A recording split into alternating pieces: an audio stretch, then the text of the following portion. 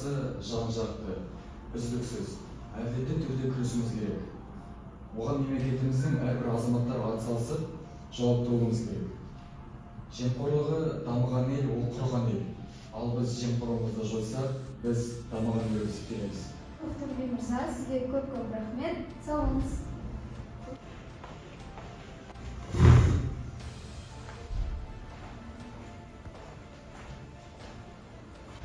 Кешірім сұраймын бүктіргенде.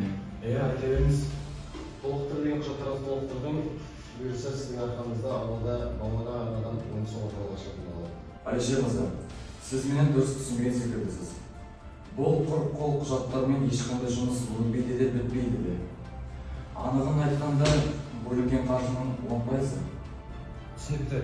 Ал сіз сыбайлас жемқорлыққа қарсы іс-қимыл туралы Қазақстан Республикасының заңын білесіз бе? Жемқорлықпен күресу үшін елімізде заңдар қабылданды, түрлі шараларда қолданылды. Дегенмен оны шешудің жалғыз бір амалы әлеуметтік жауапкершілік.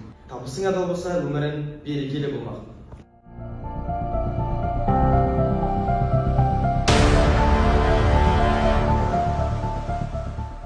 Сыбайлас жемқорлық құқық бұзушылық фактісі туралы хабарлаған немесе сыбайлас жемқорлыққа қарсы іс-қимылда жәрдем көрсететін адам мемлекеттің қорғауында болады және Қазақстан Республикасының үкіметі белгілеген тәртіппен көтермеленеді. Сондай-ақ сыбайлас жемқорлық фактісі туралы көрнеу жалған ақпарат хабарлаған адам заңға сәйкес жауаптылыққа жатады.